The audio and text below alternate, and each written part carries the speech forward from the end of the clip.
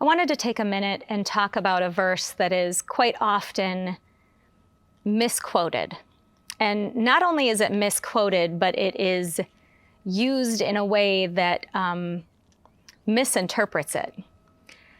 The verse, well, first I'll tell you what it is that people often say.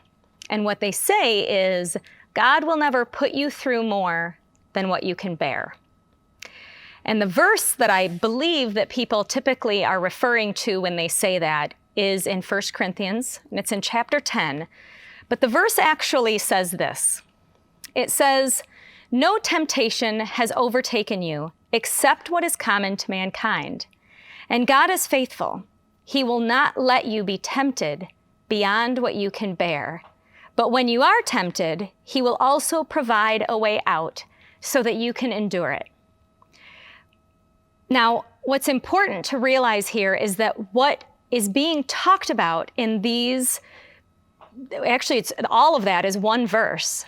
What's being talked about is temptation. It's not talking about struggles that we go through or hard times or difficulties or loss. It's talking about temptation. And so when it says in this verse that He will not let you be tempted beyond what you can bear, it's temptation that you won't be put through more than you can bear. And then it goes on to say that you'll always be provided a way out of it. By contrast, I want us to look at 1 Kings 19. Elijah was going through something, and he got to a point where he said, I'm at the end of my rope. I can't take one more minute of this. And it actually says that he came to a point and he prayed that he might die. And he said, "I've had enough, Lord. Take my life.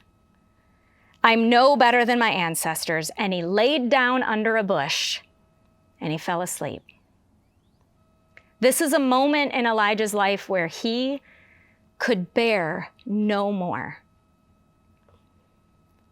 But at that moment, it says, all at once, an angel touched him and said, "Get up and eat."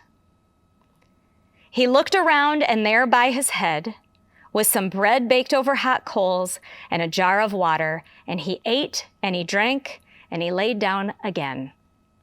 The angel of the Lord came back a second time, and he touched him and he said, "Get up and eat, for the journey is too much for you."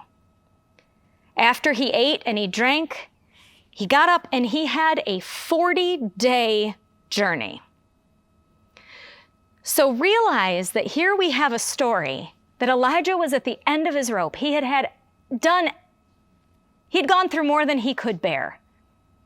And what God did was He said, "You need a nap and a snack. And then you need to get up, because there's more to this journey, but I'm going to be with you." And as the story goes on, I encourage you to keep reading in 1 Kings 19, because the story is incredible of what Elijah was able to experience because God was with him and he didn't give up. But the important thing to remember is that it's not that God won't put us through more than we can bear. It's that God will be with us as we endure whatever this world throws at us. But He won't tempt us beyond what we can bear. It's always important to make sure that we look at Scripture in its context and we read it in the way that it was intended for us to read. Thanks for listening.